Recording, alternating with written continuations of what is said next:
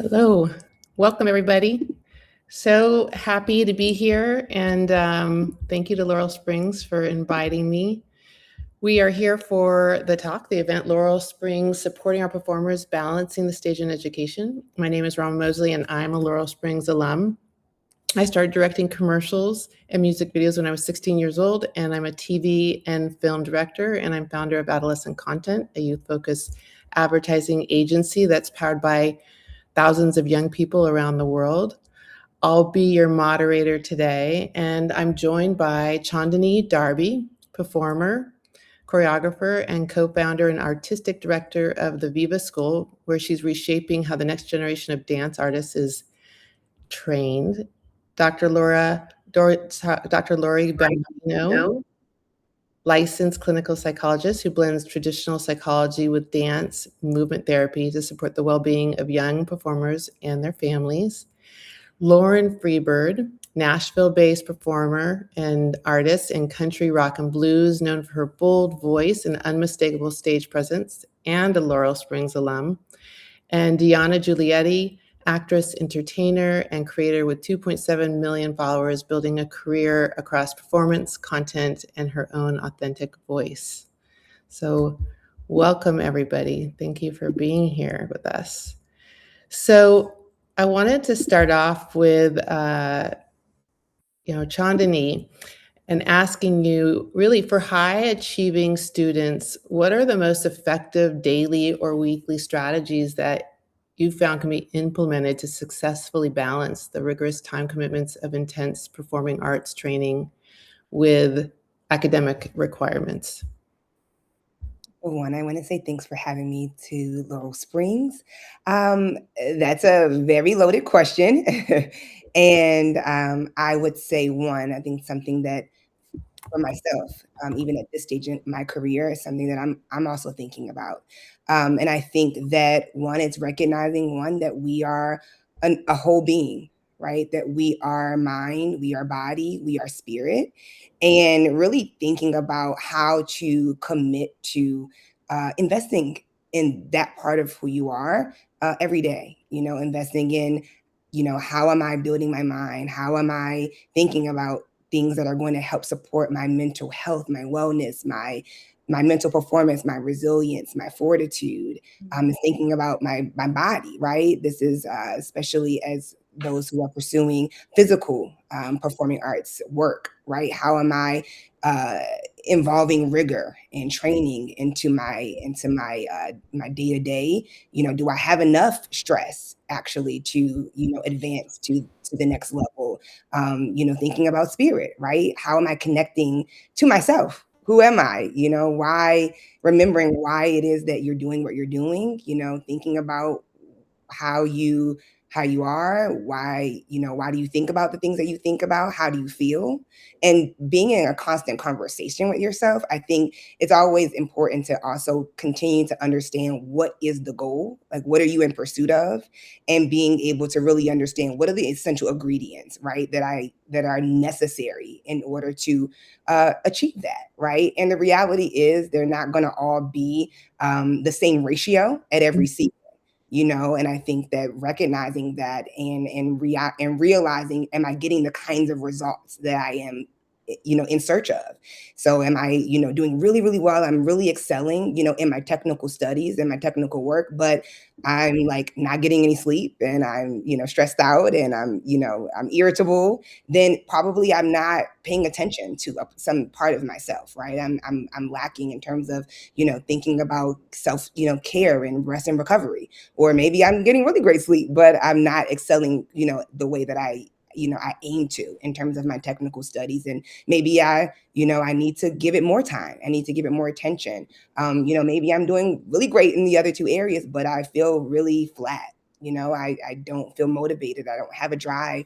And so I think it's just, maybe I'm not, maybe I'm not thinking enough. Maybe I'm not spending time outside of, that technical activity enough, and in thinking about, yes, education and the academic pursuit as being a huge part of it, but that we're so much more than all of that. That we're so much more than our talent and than our study, and so much more than the academic. And I think the reality is of, high performers going to the stage in pursuit of the stage is recognizing that the stage is not just asking you to bring your talent, but it's asking you to bring your life, right? It's asking you to bring your challenges, your Yeah. obstacles, and thinking about if you're not investing in that, and if you haven't invested in that, that the stage will be empty, when That's you're. such a good point about bringing your life. And I'm wondering, Lauren, you actually lived this as a Laurel Springs student. What worked for you in real time, and what do you wish maybe you had done differently from a strategy standpoint with balance? Oh, yeah, absolutely. I think that as far as being a student and having a career, obviously, it's no easy feat because you have to bring your life, but studies are also something that you have to put a lot of your life into, especially if you are a high performing student like I was. I was in honors and AP classes when I was at Laurel Springs, and sometimes it would be a lot to manage. I would be getting texts on my phone while I was on stage about teachers grading assignments, and it would feel like a lot. But for me, I feel like having a schedule is key as much as you can in this business. Sitting down and looking at your week each week and saying, okay, this is what's going to be required of me out of my career this week. Yeah. So this is how much time I'm going to have to devote to self care. How much time can I find in between to get my studies done? How can I budget my time appropriately to make sure that the tasks get done? It's all about keeping a schedule and being able to roll with the punches. Yeah, that's a great point. I want to talk about, sort of segue into a conversation really around mental health. And Dr. Baudina, I'm wondering, what you think about the pursuit of like performance excellence. And I knew this in myself too, can lead to like a significant stress and pressure, perfectionism and self-doubt. What are the ways to handle that? And also, what are like some key indicators for parents, Mm. students, educators to look out for so that, we can protect mental health and foster like healthy image? Absolutely. Well, as Chandani and Lauren are talking, you're like speaking my language, both of you. I really am so excited that you're sharing what you're sharing, because the mind, body, and spirit, let's start there.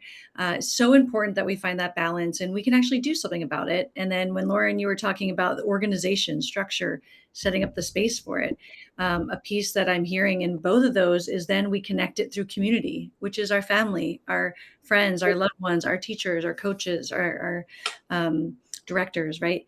So the mind, body, spirit, I call it our true temperature check. It's that we can get a baseline of what does that look like in our best, most fluid, that flow state where we're feeling our optimum self. And then where do we notice that we get depleted, where we start to see shifts. And we can see that in terms of our perception, how we perceive the environment we're in. That's that mind, how our language is presented. So parents, if you're listening, how do your children speak? Do they tend to flow and they're constantly talking, you can't get them to stop? Do you notice when they start to say less, right? Their body posture, there's their body, are they depleted, their shoulders pushed down, slumped over, pulling back, or are they like jumping into the environment? And that energy, is that vibrance, or are they feeling exhausted? And so we can see that. And to Lauren, your point of like the organization piece, when we have organization, when we have structure, repetition, patterns, these are beautiful ways that we are able to conserve ourselves, and reserve our energy. So really important that as a community, we start to check one another. We support one another, to have a buddy, to join in those rituals with, and to really lean on one another, because you're not alone. Such a good point. And Deanna, you've built a community of 2.7 million followers, which is incredible, but it also means scrutiny and comparison and are part of your daily reality. How do you protect your own mental health in this environment? What do you recommend for, students and parents? What an amazing question.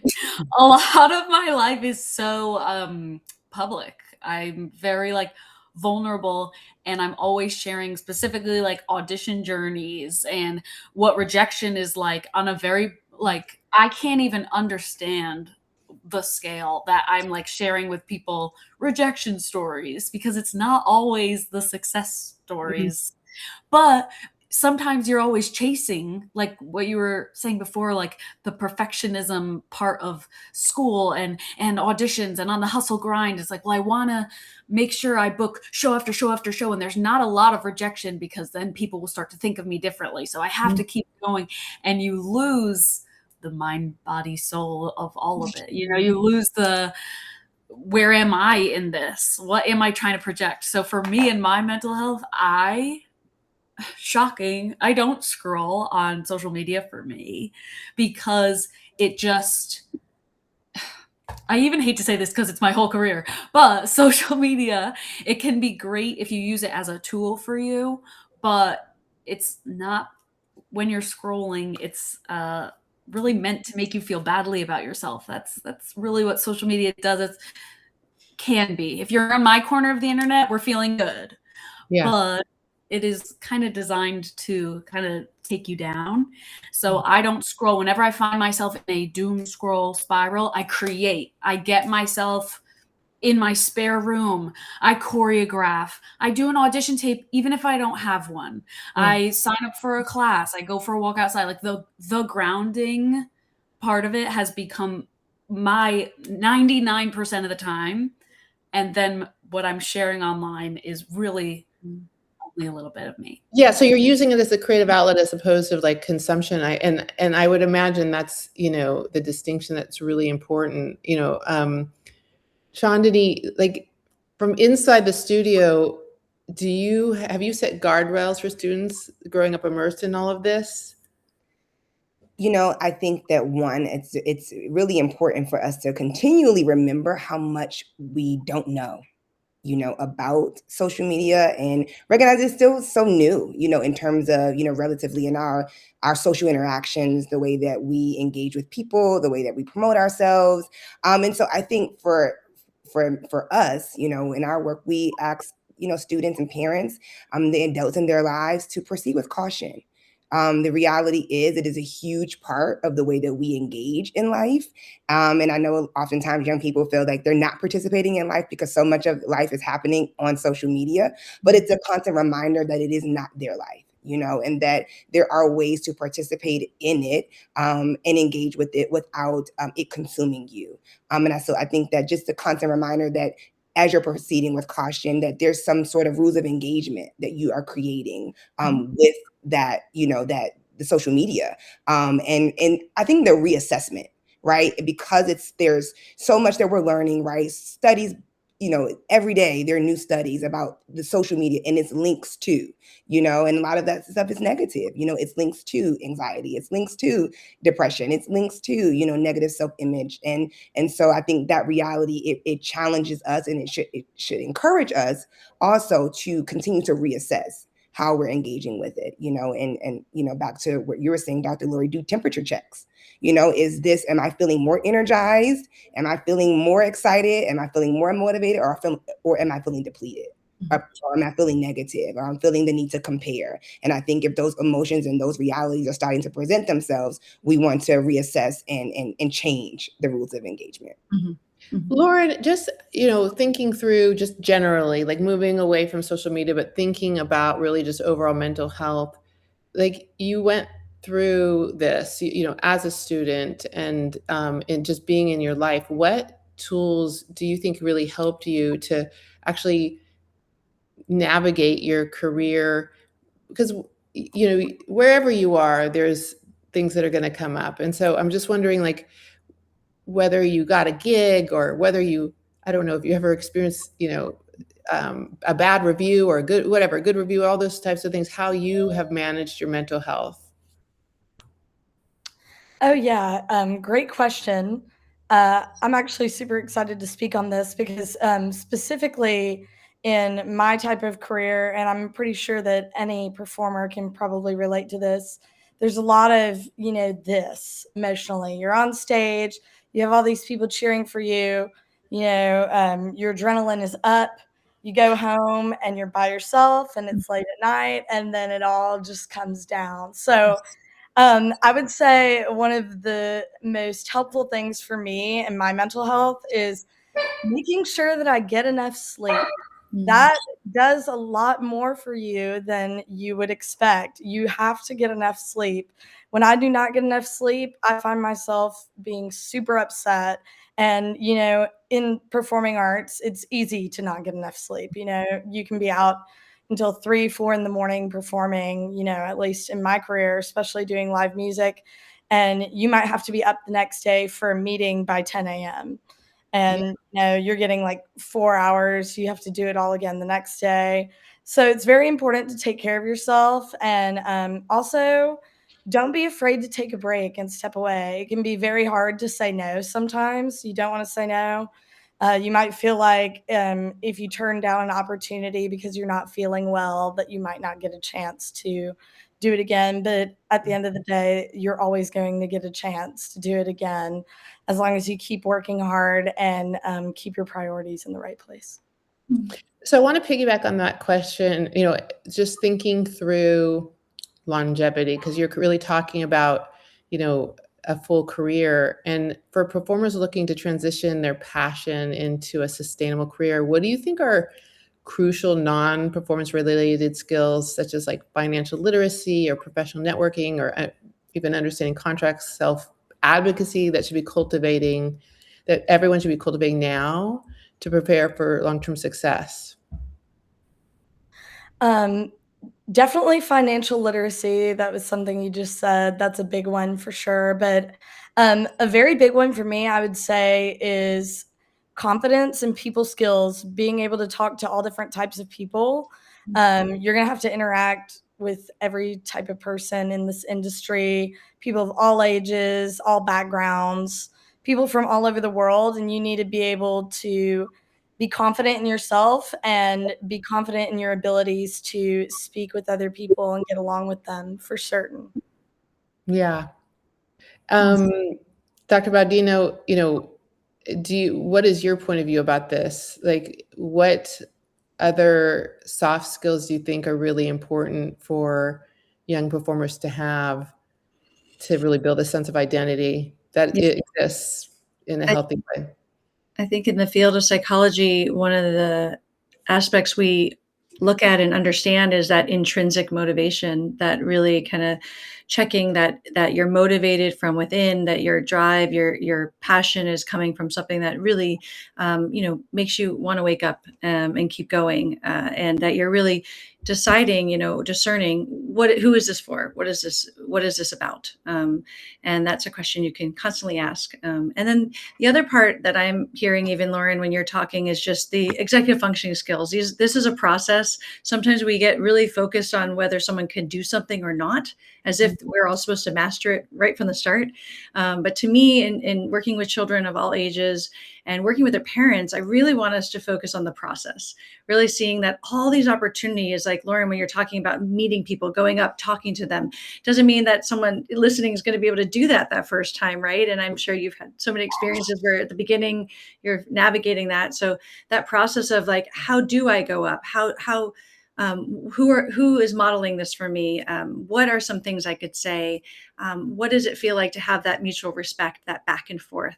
And so this process, we even look at it like metacognition, really thinking about how we think, thinking about what are the questions I can ask myself to keep exploring who I am. And to me, that really gives us a solid grounding space for that individual. It gets a lot of the pressure off, because oftentimes with young adults, especially in these high pressure environments, there's this excellence that we're looking at, and we want to kind of take away the labels and the judgment and see it as a process. To me, that's a skill. Can I see this as a process? Can I stop judging myself and say, I'm here and I'm going to continue to learn, and I'm going to be a lifelong learner. I'm always growing.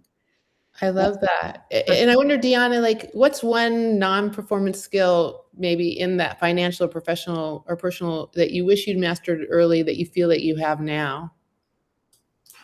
I mean, everything. Yeah, I didn't know anything when I was graduating. I was like so lost, and I just knew I had to pick a show. I had to book a show.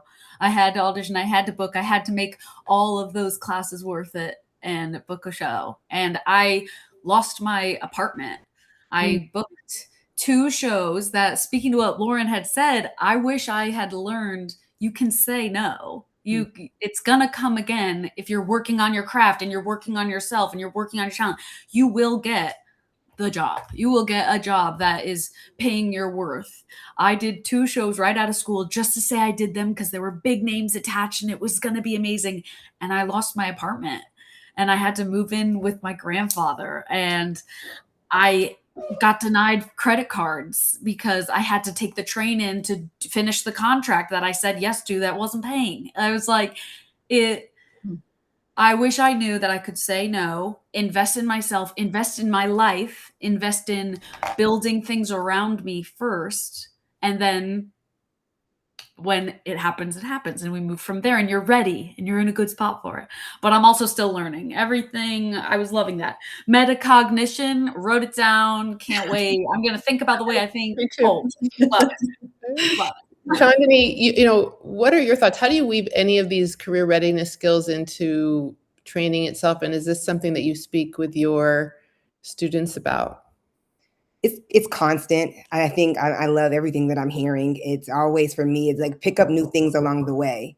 And it's, you know, it's a beautiful opportunity. I think life is an opportunity. And I think for us at the Viva School, that's a part of our integrated design, right? So it's the dance training, it's the leadership development, it's dance wellness education, it's, you know, exposing them to performances, right? Seeing new things in the field that you're studying, right? But also, you know, cross industry, cross sector, right?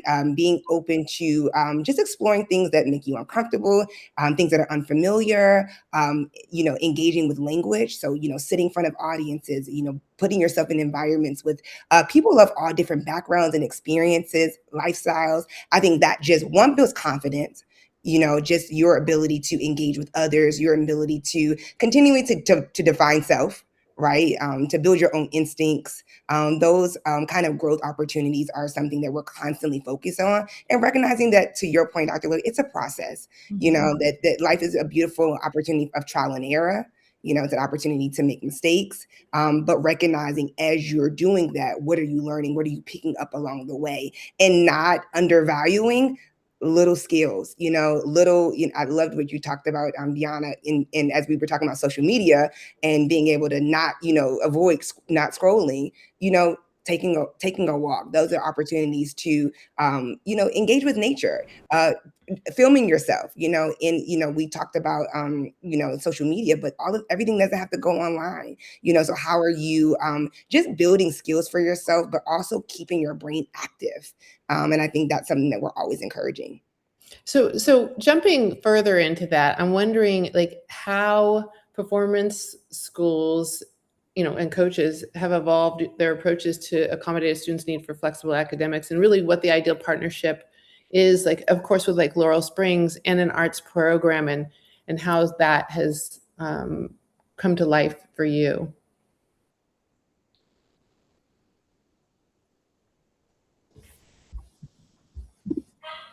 Chandani? Can you repeat that one more time? Yeah. I'm wondering, how have performance schools and coaches evolved? You know, how have you approached your way of accommodating a student's need for flexible academics, and really the partnership with, you know, education providers like Laurel Springs and your arts program? Well, one of the ways is Laurel Springs, which has been a beautiful partner. And we've been a partner with Laurel Springs for several years. And I think as one is just recognizing what students need. And so, you know, I think that identifying that early on is important. Recognizing that some students, you know, traditional education settings are not the most supportive, and it could be seasonal, you know. And so I think just being able to be patient with your learning environment, recognizing, oh yeah, what you are actually in pursuit of is really important. And I think for us, Laurel Springs has been a great partner. I think that you know, also just being able to create an environment where students are also able to balance their educational activity and also their school activity. And so that is coming on site, you know, sometimes doing your work in the environment, but just creating an environment where everyone and all the members in that community are in pursuit of the same thing. Lauren, from the student side, what did the best teachers and coaches do for you, and, you know, to help you? during your time in school? Oh, yeah. Oh, gosh. I have so many amazing teachers that helped me out throughout my time and that still support me to this day. Um, my seventh grade choir director, this was before I even went to Laurel Springs. He still comes to all of my shows and many of my classmates' shows as well. Teachers are definitely a big part of what helped me. I feel like a lot of people are really afraid to lean on their teachers. And the biggest advice that I would have for any student that is in any sort of, performing arts class, lean on your teachers. They can help you a lot. Even if you don't feel like that they can help you. I always felt like that I didn't have the choir type of voice, and so I kind of shied away from that kind of thing for a really long time. But my choir teacher actually taught me a lot of very important advice about like vocal endurance that has helped me be able to keep up with performing, 4-hour shows like up to 8 times a week. So that would be my advice for students is lean on your teachers, listen to what they have to say because they have a lot of wisdom. Deanna, looking, at your whole career, like what kind of mentorship do you wish you'd had as you were starting out, as a performer, as a young performer, and balancing your life and academics? And Yeah, I really agree with Lauren. I had the best teachers and I leaned on my teachers heavy. My voice teacher, my dance teacher, my drama teacher, my religion teacher. I was taking every course I could and I was taking all of their what was it called when they had like a session and you could go and meet them? Office hours. Their office hours, thank you. But I was at every office hour. I don't care, teacher's pet, whatever. I'm there. I'm talking to them. What's going on? What do I need to know? That was the best resource, was talking to my teachers for sure. And then once we were out in the real world, they were a great person to lean on. I was leaning on them heavy because at first I was just focused on booking the job and being like, yep, I did it. Look, call me back to be on your school panel. Like I'm nailing it. But they were also the first person I called when I said, I can't pay rent. What am I supposed to do? And they were like, oh, real world, let's go. Yeah. And they were there to be there. I do wish though, personally, that I had like a class that was on finance and how to set yourself up for success in that way, and versus chasing that goal. And I was so focused on just that even in auditions, I believe it was one audition, they asked me like what I do for fun, and I blanked, and I was like, I don't know what I do for fun. I don't know what I do. Yeah. I do this. I can, you know what I mean? I do. I actually think what you're saying is so important, that there should be a class that is about the business of the business, and it should start young. Reading contracts. I wish I knew how to read that contract so I could self-advocate for myself. Like you had said, that was major, because you're bringing so much to the table. And I feel like I didn't feel that coming out of school. I was like, no, I'll do whatever. I painted the floors. I was cleaning the theaters because it was in my contract, but I wasn't reading it. I was just like, oh, if I book this job, it'll look good. Like I did a good thing. Yeah. But that's important. Self-advocate for yourself. You're not getting any sleep. You're not taking care of yourself because you just want to be the person that's like, yes, and I'm easy to work with, and I can do this, and I'll do this. But then you lose so self-advocating for myself, reading a contract, those are things I wish I had a little more mentorship on. Yeah. Thank you. I mean, it makes me think about how important it is to have that parental support, or if you don't have parental support, some kind of support. I mean, the thing I'll say is that, young people who are in these positions and who are performers tend to be like prodigies, so they feel like they know it all, but sometimes you don't know your own limitations. And so I'm curious, Dr. Bowden, what is the single most important mindset or action a parent or a guardian should adopt to, best support their child through high stakes environments? I think first and foremost, we have to remember, and it's a huge area that I experience in our school systems, that there's this idea that children should advocate for themselves. That's like the, oh, well, the teachers or program people, directors, they might say like, oh, they didn't say anything.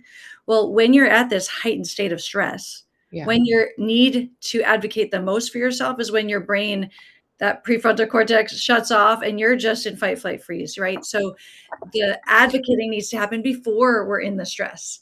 And that's not always the case. So that modeling is really important, really knowing that you've got that team and building a relationship with the teachers before you're in that stress state so that it's easy to talk to them.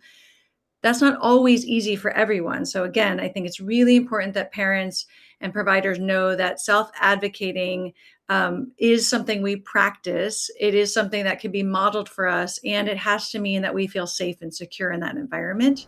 Yeah. So if your child's new to an environment, they're entering a new space, help them know what it is, narrate to them what's happening around them, what they're about to see, maybe show other pictures, watch other videos of what it might be like so they can front load about the experience, practice these things. Deanna, when you were saying like at home, you might do an audition video, even though you don't have an audition, that's practicing so that when you get in there, you already have that dialed in. You can then advocate for yourself and say, hey, what can I ask for? So prevention, practicing, and then repeating, I guess, would be my next step. Really leaning on each other so that we can advocate. And what about you, Chandini? Like you work directly with families every day. What do the most supportive parents do differently to help their performing young person? Yeah, I think one of the things that I love and I see all the time is just the want to know. They want to know, what can I do? What does my child need? Because recognizing that pursuing performing arts career at a high level is such a unique thing, and it always requires self, right? And so there's not, the product, the resource, the idea that exchange, why it might exist in other ways in other career sectors. In the performing arts industries, it's always self. And so it's the constant like wanting to know their child, who are they? And, they're always so surprised. So when they, for us, the dance education organization and performance, seeing their child on stage and seeing different aspects and different sides of their child. And, wow, I never knew my child could do that. Being in awe of their child, and and just wanting to continue to know them more. I think that's one. And then I think second is just constantly embracing being a parent, embracing the parent role. The reality is in this community that we're all building, it's like everyone has a role, right? The teacher has a role, your director has a role, the coach has a role. And when the child comes home, they just need their parent. They need someone to listen. They need someone to,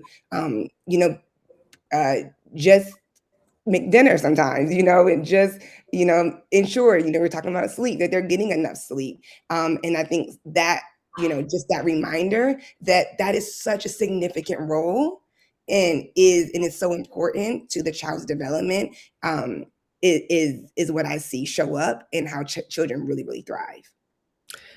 Yeah, I agree. And, Lauren, your family is a real Laurel Springs family, obviously. I think your brother is graduating this year. Is that right? Yes, he is. Yay. So what did your parents get right that you'd want other parents to hear that they did? Like we could also talk about what they didn't do right, but let's focus on the positive.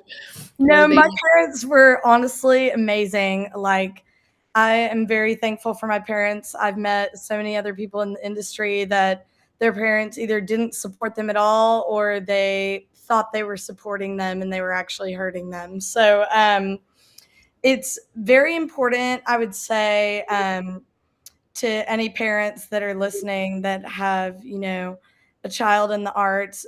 At least from my family's perspective, nobody else in my family was musical.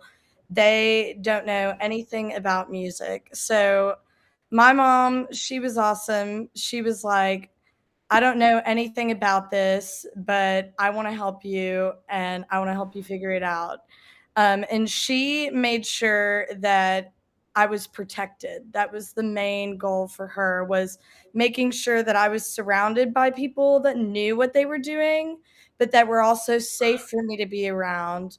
You know, she was always there, but she was kind of in the background. You know, she was always there watching and keeping me safe and making sure that the people around me were doing me service and doing me what they were supposed to do, which was push me further in my career and not setting me back or, you know, taking advantage of me financially or anything like that. So I would say, to any parents, I would say first and foremost, just keep your child's safety at the front of your mind. And like Doctor was saying, you know, make sure they're sleeping enough at night, be there to make dinner for them, stuff like that. So That's really wonderful. So let's talk about the non-negotiable foundation. So the performing arts industry is, you know, highly competitive and often unpredictable. And beyond simply managing schedules and developing your careers and, you know, going for it, how do we all think students and their families view or should view prioritizing academic education? And I want to ask this question of you first, Lauren, because, you know, like what was your choice? Did you go on to go to college, or like, and what's your feeling about it in terms of like, you know, the future of your career and creating stability? okay, well, when I was graduating, I had full intention to go to Belmont University for music business. And literally a month before I was going to go, I got an opportunity to go put together a music festival in Italy that would greatly conflict with my studies. And so I was like, I think I'm going to take a gap year. And I haven't gone back yet, but how I feel about it is I do have the intention to go at some point, but it's something that I can do, you know, at any point in my life. I do feel like going to school is beneficial, but I would say if you are going to school for music, if you're thinking about going to school for music, I would highly encourage you to go for business instead. Uh, Mm. Business is one of the most important parts of being a performer. You have to know business. And, you know, if you're naturally creative, sometimes those sides don't really connect. So it can be good, you know, to get that business knowledge under your belt. And it will greatly help you in your career because you're basically pushing a brand, right? It's basically like running a business. So that's what I would encourage people to do. But I would say if you decide to not go to college, it's definitely very possible to get a career in the industry just based off of who you know and off of your experience level. I've worked in the music business field behind the scenes as well. I worked for a PR firm as a publicist. A lot of people go to college to do that. I did not have a degree and I did it. I worked there for a couple years and had a very good experience, and I could go back into that field at some point if I wanted to. But that would be my perspective on it. Yeah. I'm not going to not encourage anyone to go to school. All right, no, it's good to hear. Yeah. But Dr. Baudino, you've been clear that identity outside of performance is, you know, critical to mental health. How do you feel about this in terms of a academic education and how it contributes to a performer's resilience? And what is your perspective on that? Well, it's exciting, though, you know, there's so much going on in the world with how we're learning. And one of the most exciting parts is that there are so many ways that we can learn. And so I feel that it's important for parents and families to know that if your child has that foundation of, like I mentioned before, that lifelong learner, that, like Lauren, you said, there's always a time to go into learning. You're constantly learning in your everyday life. So whether that's in a brick and mortar school or virtually, or within your career, there's always time and opportunity. And so I think we just need to make sure that foundation's there, that we're recognizing that it does matter to learn. And it's not necessarily one of the questions I often ask with, some schools that do like homework, for instance, it might be saying like, what is it for? Is it to show that you can complete from 1 to 20? It's a completion assignment, or is it about mastery? Is it about like, I know the content? What is this about? And so when we really understand what we're learning, we want more of it. We seek it out. So that's what we want our children to be looking at. What are they getting out of school? And there's so many ways to learn, and they have so many years to learn. Deanna, that's absolutely right. And I'm curious, Deanna, like how you feel about this, and does academic education matter, and did it matter for you as a foundation for your career? I went to school I got my Bachelor of Science in Vocal Performance with a minor in communication. I double minored in communication and religion. And I think at my school was like, you could take 18 credits, but you would be stacked in and you would never have a break. I did that all 4 years. Wow. And that's my only advice is don't do that. You need a minute. You need to breathe. There were so many times where I'm like in the library for hours and hours and hours trying to finish one essay from one class and trying to learn German for an opera on another class. Like there was not time that it was really sinking in for me. And I think kind of that maybe played into when I was out of school and I was out for the races, and I didn't have time to lay the groundwork because I had stacked my classes so much. I think it's really important to follow in school. For me, I failed a lot. And I don't mean classes. I mean, like, I was taking chances and failing. And I thought it was a really good environment for me, meaning I'm going to try this club because let's see how I do with archery. Oh, I can't make a single target. That's a fail. What else is for me? I'm networking with this business school. Like, that's working out for me. Oh, but I don't like the people in that. Maybe that's not my path. For me, it was a great environment to try new things, fail at new things, while also learning and building all different facets of my education. I loved school. I loved high school. I loved college. First getting out of college, I didn't love, but now it's better. Yeah. But I think Good. it was definitely a great place for me to figure out what my true passions were. Exactly what Dr. Lori just said. Like, what is driving you? Instead of like, oh, I'm just doing all of these classes because I have to check off all this list. I was like, oh no, I love my opera classes. I love music theory. That's where I want to read more books about music theory. I want to explore all of my knowledge on the piano. I want to start composing. So it was for me just a great way to explore everything. Before we end, I want to ask each person one sentence each. What's the single most important thing you wish performing arts students understood about balancing their craft and the rest of their life? So one sentence. What's the single most important thing you wish, you performing arts students understood about balancing their craft and the rest of their life? And let's go with Chandani. Okay, the single most important thing I wish young performers knew about balancing their craft and the rest of their life. Well, one, I think they understood that there is the rest of their life, that there is so much waiting for them. There's so much ahead of them. And, oftentimes, and I know it's difficult, that sometimes it's only what we can see right in front of us that we are focused on. But That's that good. is I'm going to be ruthless because they're going to cut us off here. So that was perfect. the I'm going to the rest of your life. Absolutely. Yeah, that was beautiful. Lauren, what's the single most important thing? One sentence you wish performing arts students understood about balancing the craft and the rest of their life. You have your whole life.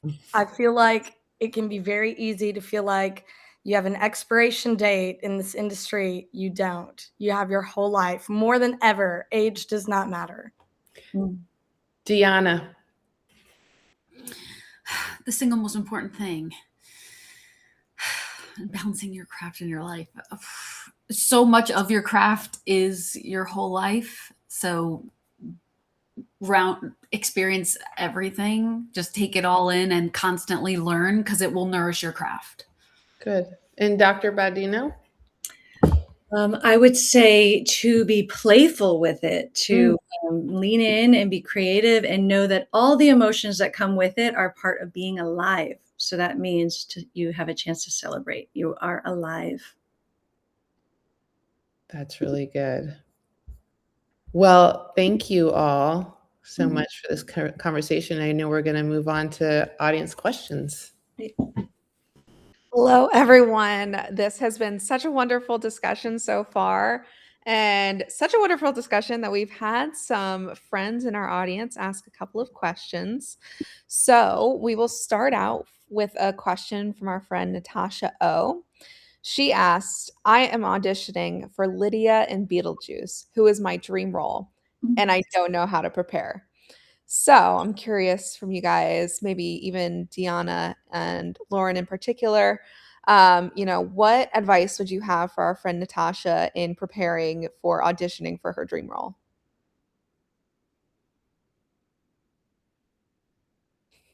Okay, what a great dream role. Love it. Mhm. I'm assuming you already have your song picked. Like, what's like a great way to get ready?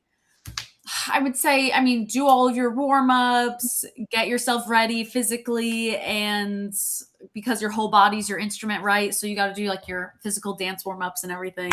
I love practicing my auditions before I go in to an empty room. Take that or leave that, but I will walk into an empty room, do the whole thing, because the audition starts from the walk into the room. So I love just practicing that. Walking into the room, hey, I'm Deanna, and then go through your song. And then when you feel secure with your audition, that's when you're going to be your absolute best and you're going to crush it. I'm putting it out there, you're getting it. Mhm. Absolutely. I think it's important that you just be confident. You know that you have the skills to make it there. So just own that, confidence is key. I was thinking about how much you must know this character. And when you say, I don't know, I would lean into all the things you do know.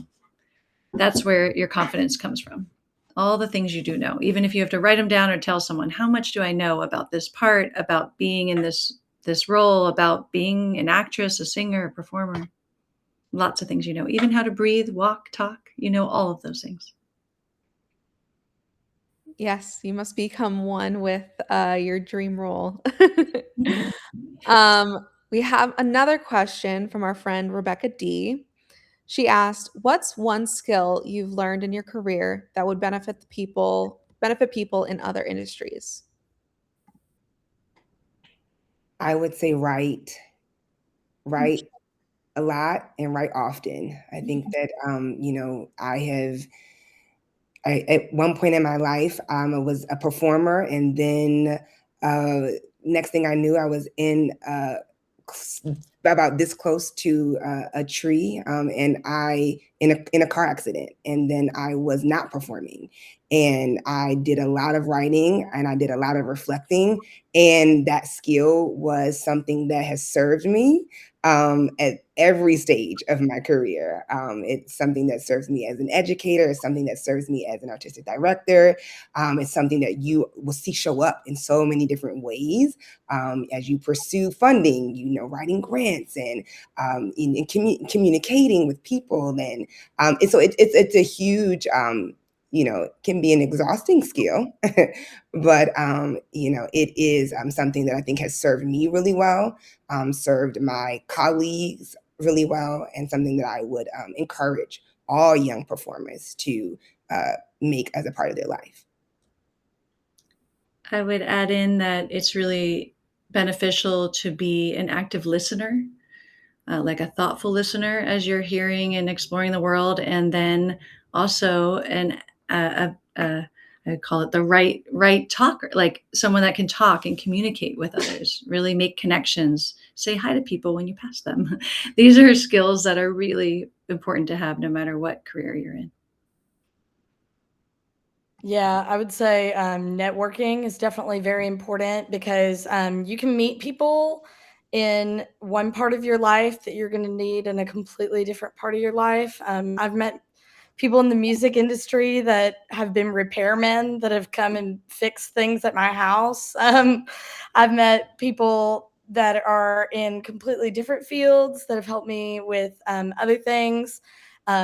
I actually got my job in PR from somebody that I met on the artist side of the industry. So it's very important to just be kind and meet as many different people as you can because you never know. Save that number in your phone, get that contact information because you never know when you might need to call that person. Awesome. We have another question from our friend Christine F. How would you prepare as a performer to have a backup plan if performing doesn't work out?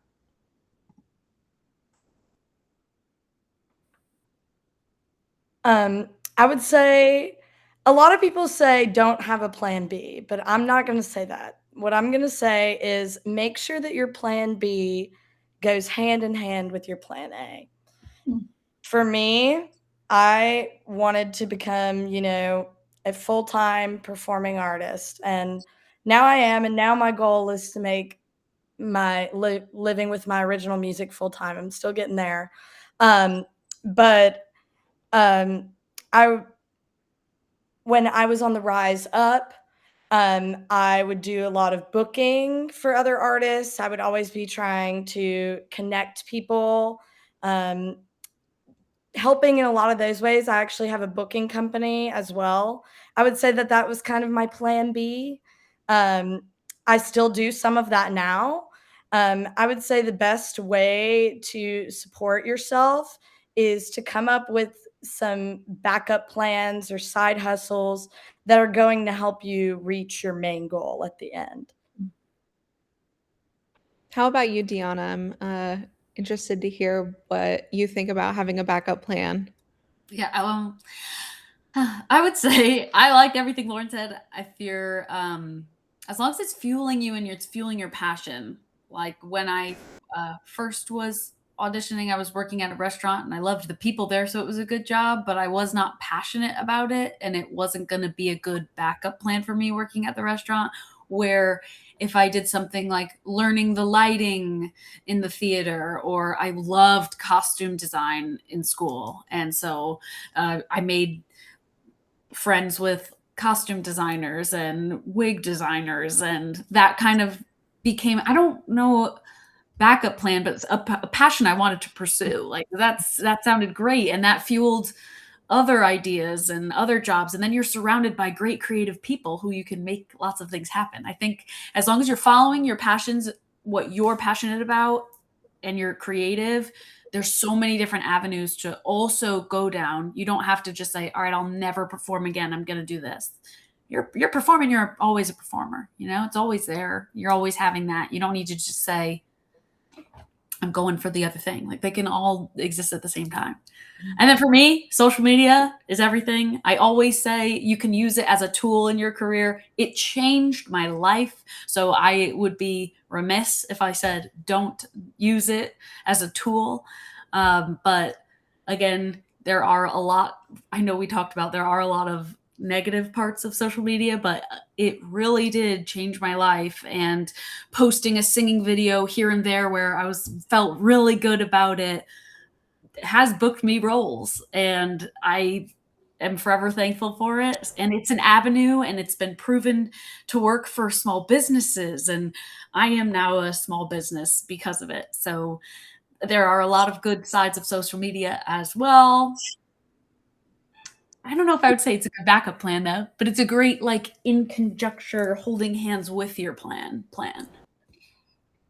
I have to say, I want to jump on that question because I have a couple thoughts too. One is that for sure, education for me is a very important key element of having a good backup plan and having a college degree. I feel I know it's not for everyone and there's different paths, but for me, it was really, really important.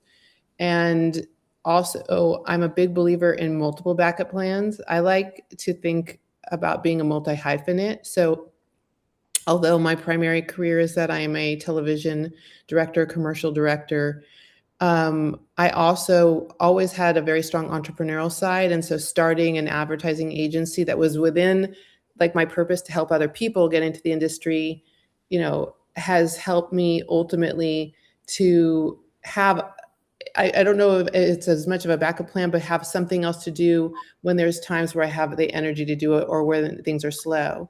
And I do feel that if I were going to I'd rather do that than maybe do some other backup plans, that might like, I don't know, like gardening, although I do love to garden or be a cook. So when I weighed these things, what else do I like? I felt like that those were on track. But I do think that education is so important. And I do think just, I do believe that it's important to be a dreamer, and I'm such a dreamer. And my mom founded Laurel Springs, so clearly she is a dreamer. But I do also believe in being a realist and being prepared, and having other ways to make income so that you can create stability. Fabulous. Well, we are at 9 p.m., but I would like to wrap up really quick with one last question to you, Rama. You asked this to everyone right as you wrapped up, so I'd love to get your input. In one sentence, what is one thing that you wish that up and coming performers could know about balancing education and the industry? That you always need to be making and creating, no matter whether you're being paid for it or not. And that's the sign of whether it's truly a passion or whether you're doing this because it's a commodity for you. And the sign of that is if you are a director, you're directing. If you are a dancer, you're dancing, and not letting people give you the yes or permission to go do that, but giving yourself the permission to do that. And the simplest way is just to do it. And it doesn't have to necessarily be tied to transaction and money. Wow, I couldn't have possibly imagined a better way to wrap up this panel event. Thank you guys all so much for joining us here today. Thank you to the audience members for leaving your thoughtful questions and for joining us as well. And with that, I hope you guys have a wonderful rest of your night. Thank you.